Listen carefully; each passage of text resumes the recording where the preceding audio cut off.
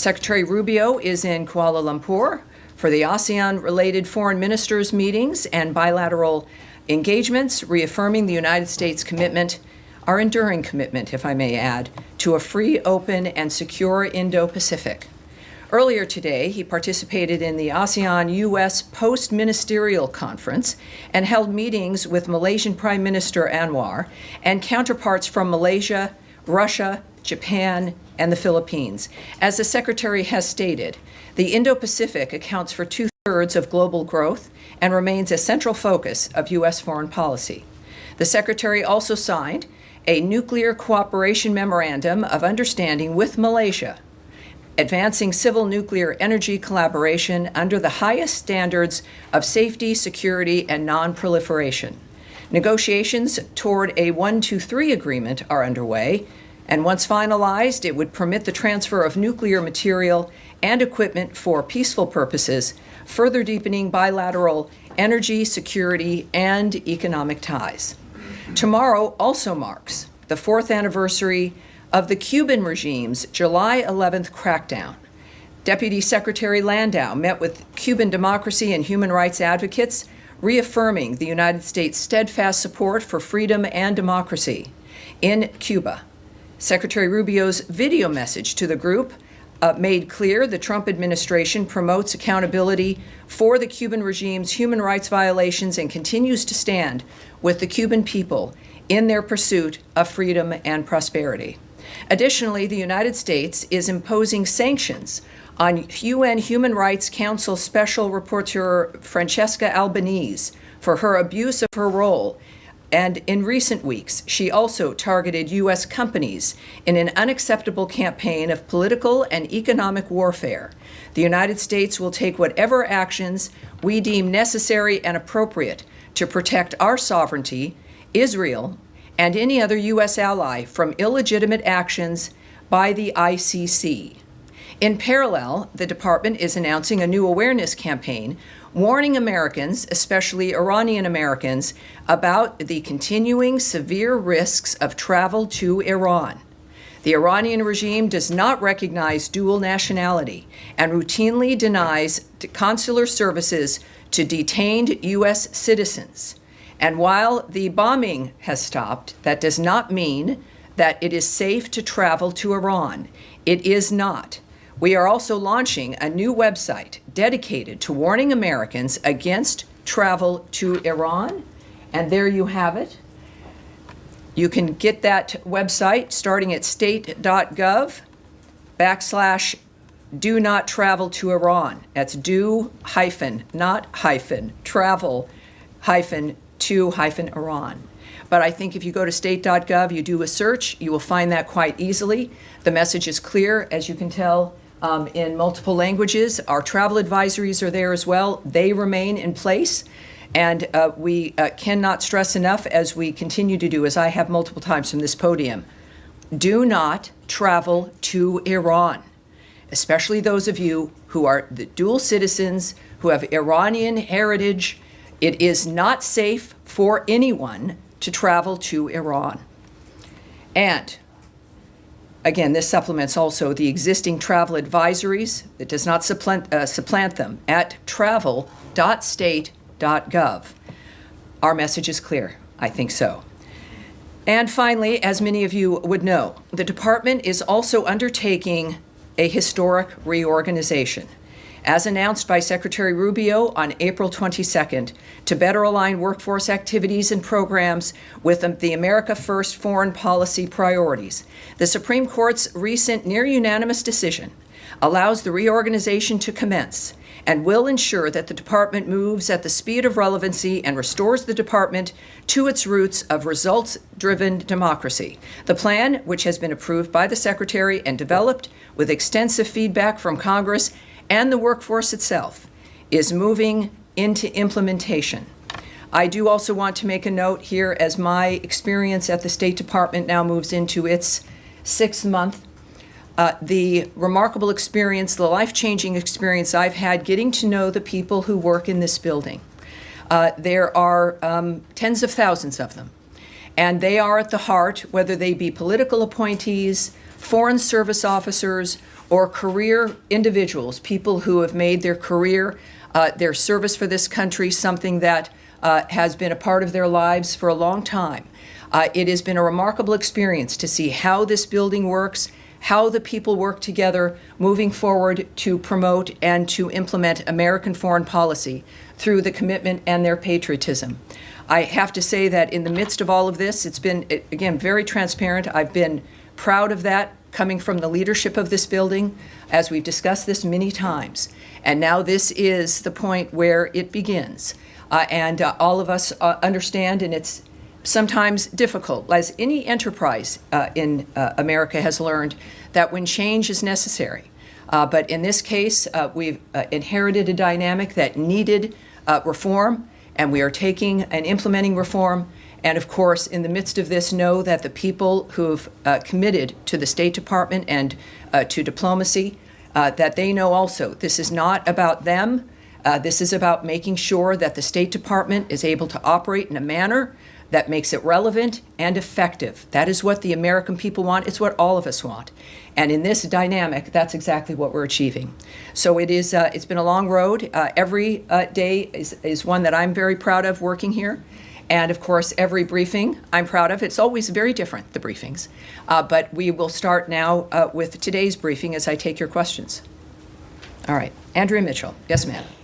Well, before I ask you about Ukraine and the possibility of sanctions and strong support from this department for sanctions, given what the president said about his impatience with Vladimir Putin after the secretary's conversations with Sergei Lavrov. Yes. Let me just say that for the workforce, for those who are going to be leaving foreign service as well as civil service, many of whom I and my colleagues have worked with for many, many years, if not decades, to be told that, as you just said, you're going to make it relevant and effective. You're basically saying that they are not relevant or effective. I'm glad you because thousands of people are going to be losing their jobs. I think that is, Andrea, it's the antithesis of what I've said.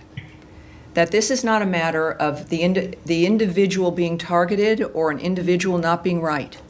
This is about being able to be effective due to the size of the organization and to the structure of the organization. This involves, as you all receive material and a new org chart and all these other kinds of wonky things, that this is about an entity that has grown unsustainable over the years with elements related to the Cold War and other elements that we have moved beyond, but still stayed.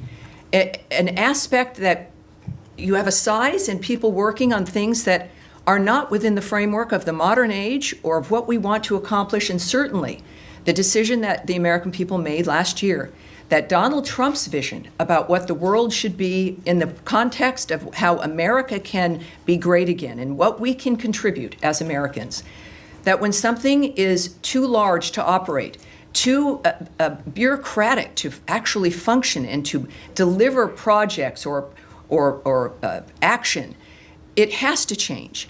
And it's not the fault of the people who were misled effectively by certain administrations that grew this department into being irrelevant.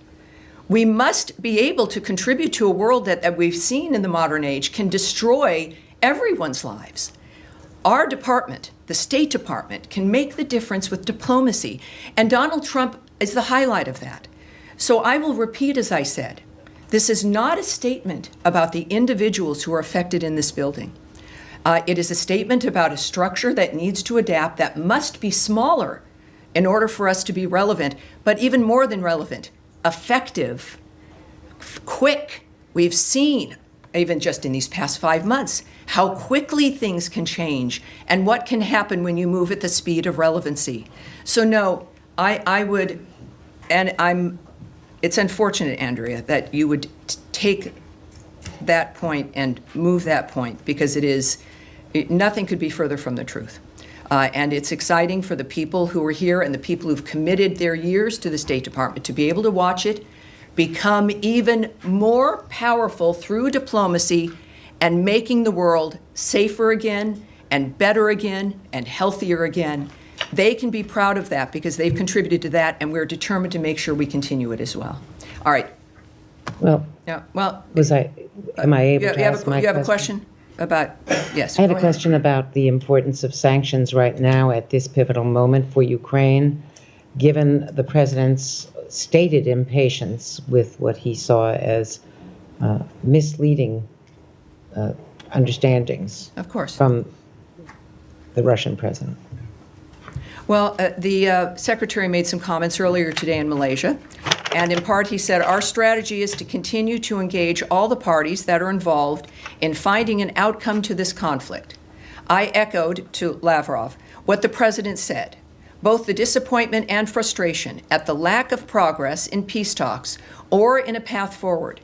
We hope that that can change, and we're going to stay involved where we see opportunities to make a difference. He also said that the Russians shared some ideas that he said he would take back to the president.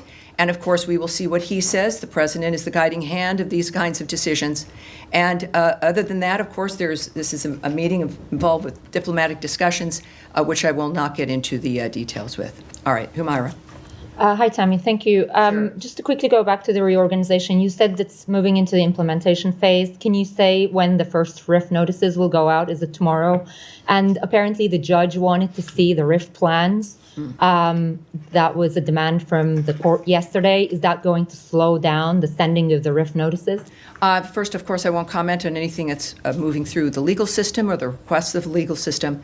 And also, I will not, other than saying that the Supreme Court decision has allowed us to commence. And that's what we're doing.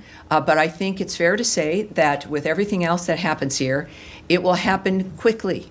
This is not going to be an extended wait for people who are listening and watching in this building or fellow Americans at home and around the world. This will happen quickly. We understand that there has been a delay, not to our interests, but because of the courts. It's been difficult when you know you need to get something done for the benefit of everyone.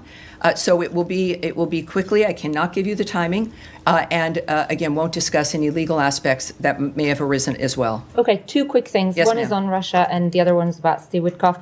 Follow up to Andrea's question. Are you able to tell us at all about this? What's new about these ideas or comments that is going to open a path for peace, which the administration has been trying to do? Well, what the unsuccessfully? secretary said was that he would bring the new ideas to the president. We didn't say that they were going to open a path for peace. So don't read into Isn't the nature. that what you guys are trying to do? Well, and that is in the process of the diplomacy that the secretary undertakes, that he's in a conversation with Lavrov as an example, conversations the president would have with Zelensky, the president of Ukraine as an example. These are things that are important to realize. They're not static events that stand on their own. They are part of a fluid dynamic of conversations and negotiations. We are, as the president has said and the secretary has said and engaged in, we'll speak with everyone because every step makes a difference in the decision that you have to make in the end. And that's where we're at. The final thing is an Israeli airstrike hit Palestinians near a medical center in Gaza today. It killed 10 children and 6 adults. I'm wondering if there's been any outreach from the U.S. government to the Israeli authorities to take any steps to ensure civilians aren't killed in this?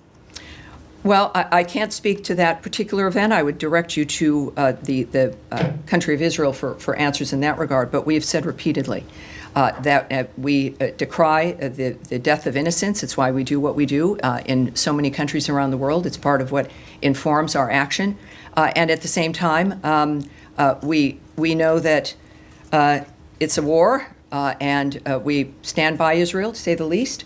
And we also know that Israel, when it is due, investigates, and we will wait to see what their action will be, and we'll keep you up to date, obviously. Yes, Jen. Can I follow up on that, Tammy? Sure. There used to be mechanisms in this building to look into incidents of civilian harm using U.S. weapons. Do those mechanisms still exist, and have you come to any conclusions with regard to Gaza? Well, I can tell you again that the choices that we're going to make diplomatically in reaction to another country's actions or the nature of what's happening around the world, I won't discuss at this podium, or what our process is. But I can tell you that what I've experienced, and I think what all of you have seen over the years, is that we have mechanisms like that because we care about those issues.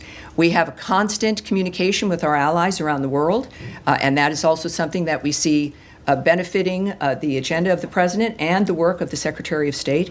So clearly, We care about these issues. We're acting on them actively every day, and that will be one. Obviously, I can update you on that, I'm sure, as we move forward. And then quickly on GHF, my colleagues and I reported that there were a number of internal concerns about funding GHF that were raised prior to the approval. Can you say whether the Secretary was aware of those concerns and why that approval was granted despite these? Yeah, I know we've had that conversation before.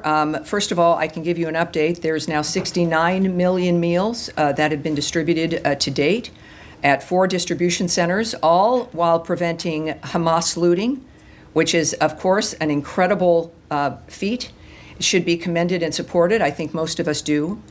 We also call on other aid agencies and the UN to participate in this system. It has been implemented and it works. And of course, this is part of the creative solutions that the president has asked for regarding that region.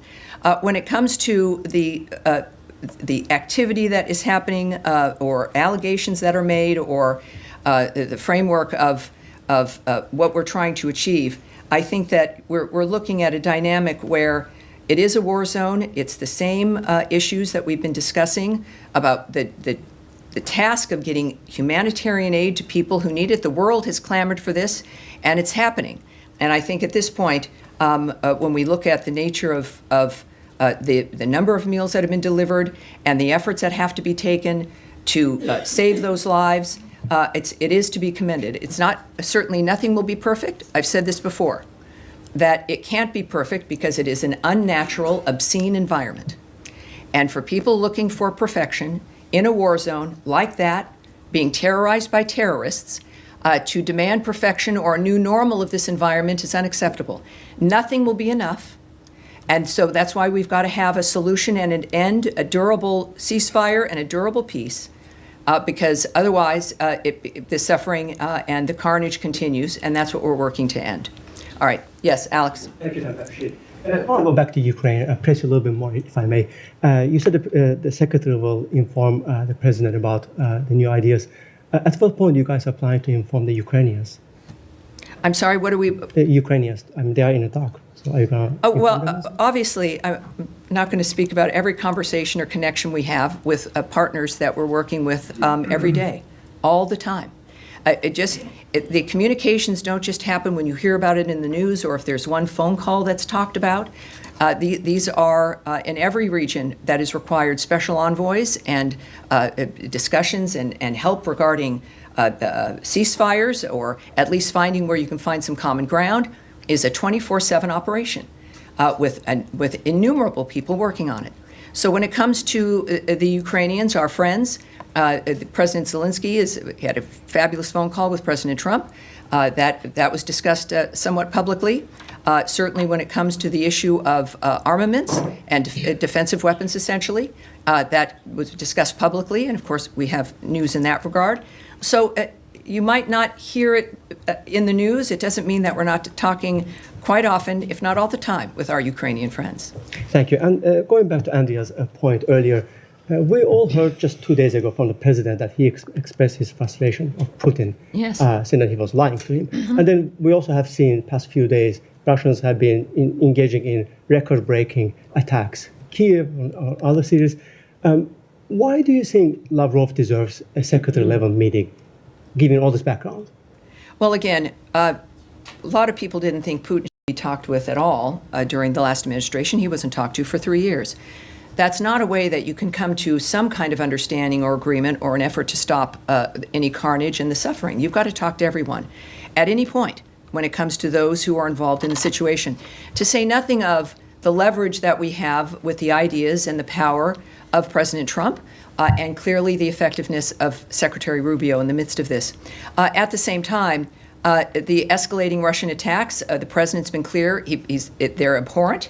I can say to you here that we strongly condemn Russia's escalating attacks on Ukraine and extend our deepest condolences to the victims and families of those killed. Every week, we see reports of Russia setting new records for the scale of its aerial attacks.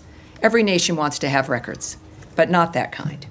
As Secretary Rubio said today, We've seen an acceleration of attacks. President Trump's number one interest is to stop people from dying and the destruction that's ongoing every single day. He is going to do everything he can within his power to end this war and any other war he has a chance to end. We're going to continue to work at it. We understand that these things take time and patience, but obviously we are also frustrated that more progress has not been made. And I, again, would remind you that that's an opinion regarding the state of situation now in the midst of ongoing conversations that are conveyed publicly. And while I won't speak or characterize the Secretary's conversations with Lavrov or any other person, it's clear that this is part of that movement toward making decisions about what is necessary to stop this madness. All right. Yes, Tom. Is there any update on Steve Witkoff's travel? He'd said in the cabinet meeting earlier this week, I think by the end of the week, he expects to go to Doha. So can you confirm whether or not that's happening?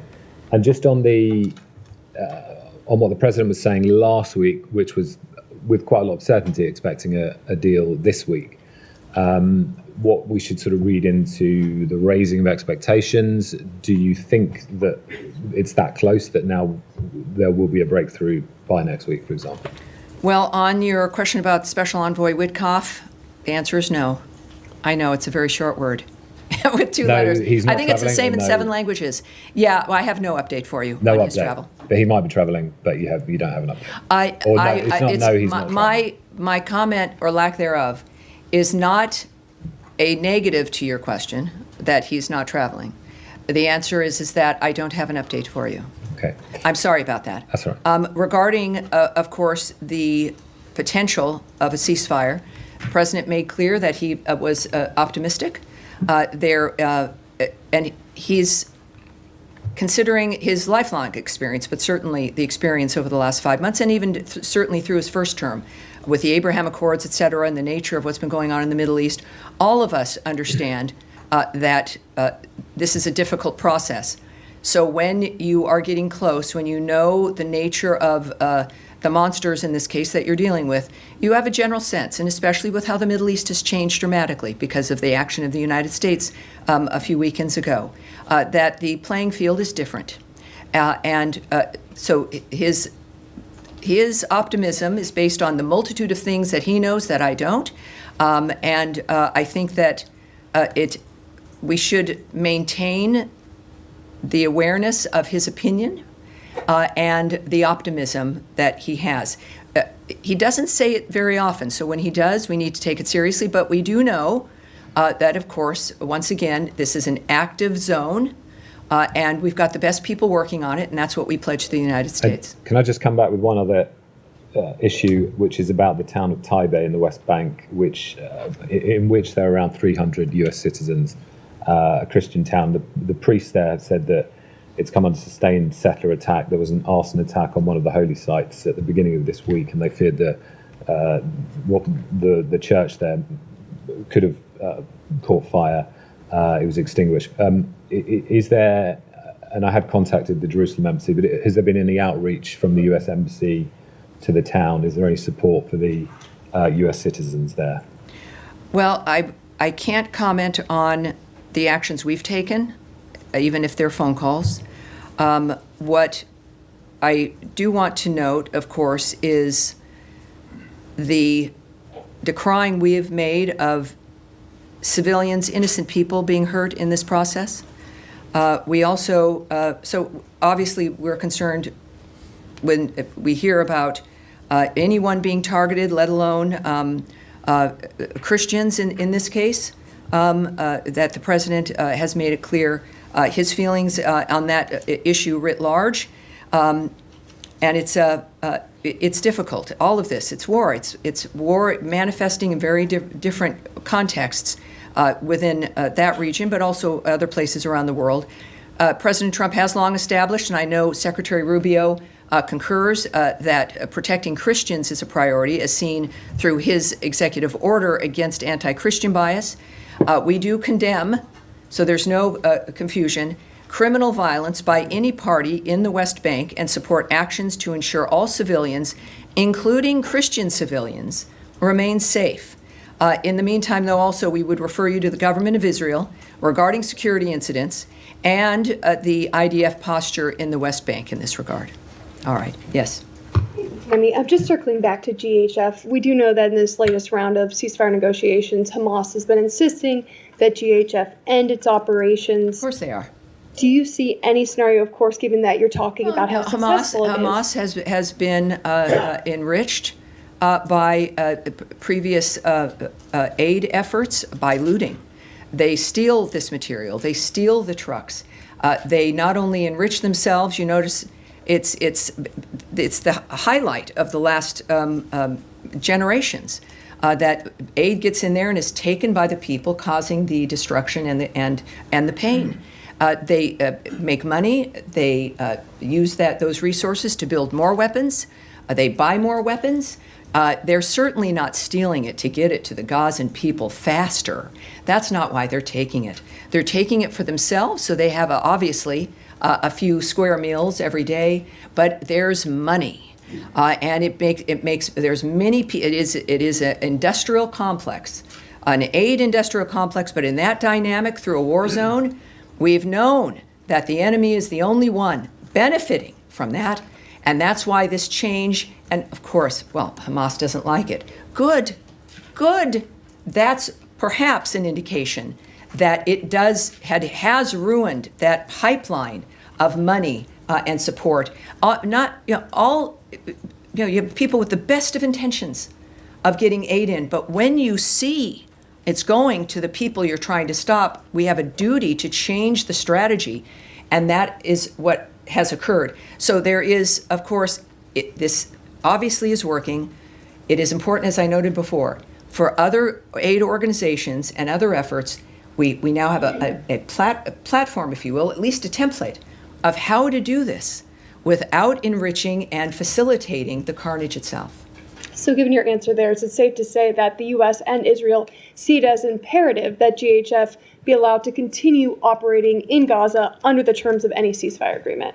Well, I think that it's when you have the success, and I would say any entity that was able to break through that wall, that is able to get 69 million meals to the people in need, without the enemy looting it and taking it and benefiting, is a framework that must be supported. It doesn't mean that someone else also can't join in on the nature of this supplying.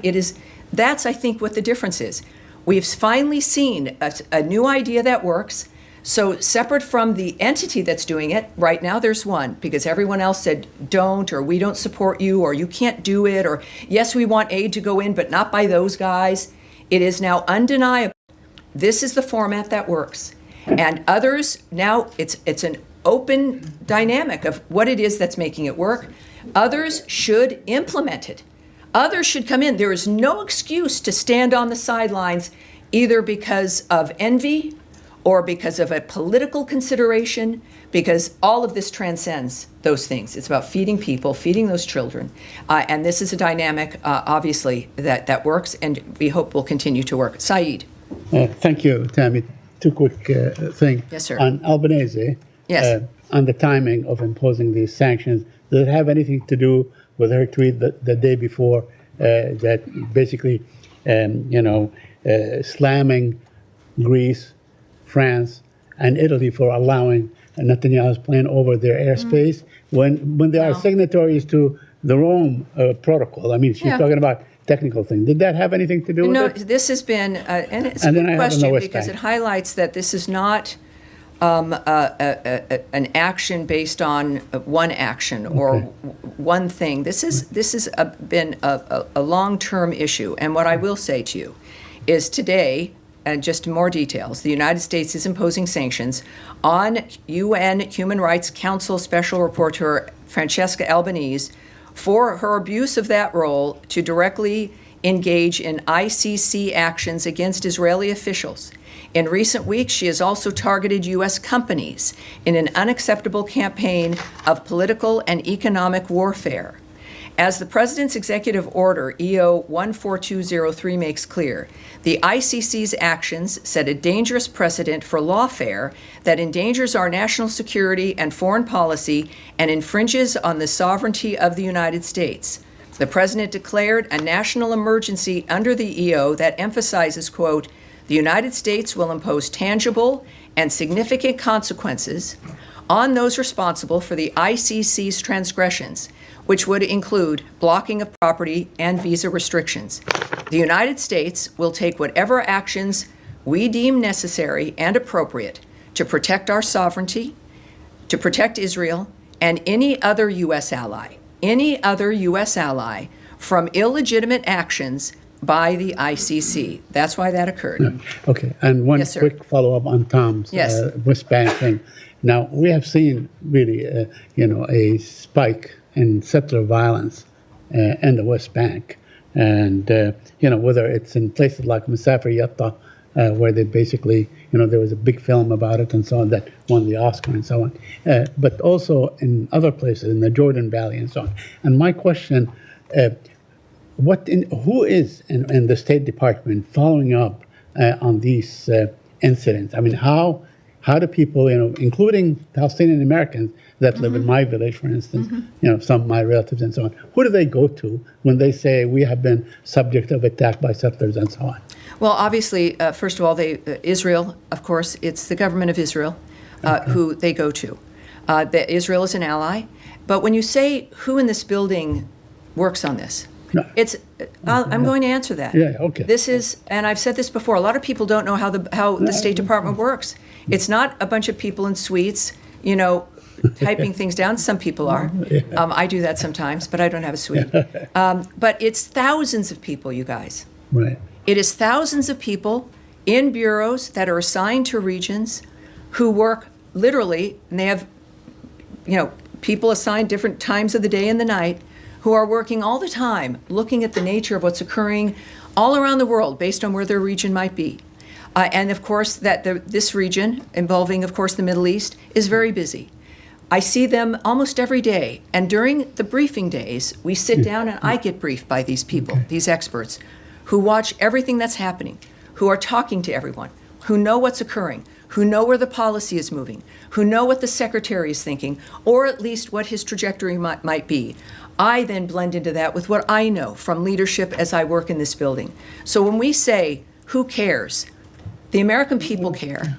The State Department cares as a collection of the American people who have committed to this work specifically, which is not easy and does not make anyone rich, because they care about the country and they care about what happens around the world in the relationship of making sure America stays safer, more secure, and more prosperous. That's who cares, and that's who's working on it. Thank you. Yes, sir, right there behind. Okay, so, Yes, sir. Thank you so much, Sammy. Just a follow-up on Saeed's question as well. Is the Office of the U.S. Security Coordinator in Jerusalem still working under General Michael Flynn, I believe? And because recently there were a few reports indicating that there was a visit to Noor Shams refugee camps. Let's stop right there. Let's stop right there. This is moving into gossip and a report or reports of something. We can save everyone's time because we're moving out of my time. I will not comment on things that you've seen in a paper somewhere or reports of wanting gossip or my speculation. That won't happen. I will have it taken back, your question, in the event there's something we can get to you. But Please, we're going to move on from that. yes, Yes, sir, go just ahead. a quick follow-up. No, we are going on. That was your chance, sir. No, sir, right there. Thank you, Yes, thank Tammy. you. On the optimism expressed by the administration on the potential ceasefire in Gaza, and Yes. particularly the distribution of humanitarian aid, Yes. are there plans in place to stop the firing on Palestinians trying to get that aid? Well, if we've been demanding for a long time, there's one group there, it's just horrible, that will not stop shooting people or lay down their weapons. Hamas. They could lay down their weapons. There are fewer of them, we will have to admit, since the beginning of this war. And they also won't release the hostages. So part of the ceasefire plan, of course, you have a ceasefire when people stop shooting. So if we're looking at the nature of if there's a plan in that framework, and also, of course, what Secretary Rubio has noted, that there is no place in the future for Hamas. Hamas should not exist. It cannot exist. So in that context, yes, the firing on anyone who is attempting, who's an innocent civilian, who's attempting to get something or just living their lives, the Gazan people have been the first victims of this horror, as they have been controlled for generations by Hamas, by terrorists, by those who don't care about them. So the peace that President Trump wants and Secretary Rubio is working for aims, to say the least, of ending that across the board, no matter who might be doing it, but certainly those who are controlling that framework now and the ones with the weapons, and that would be Hamas. Yes, at the end of the row here. Anthony Mershak from MTV Lebanon. Right, so welcome we're aboard. asking about Thank you, sir. Beirut. Could you please clarify the Special Envoy Tom Barak's recent comment stating that Hezbollah has a political wing? Had the U.S. position changed regarding the distinction between Hezbollah's political and military branches? I have a few things I can say to you. First of all, our position has not changed. Hezbollah is a designated terrorist organization, and we do not distinguish between its political or armed wings. As Ambassador Barak said while in Beirut, Lebanon must utilize this moment to make progress, and that includes progress on disarming Hezbollah.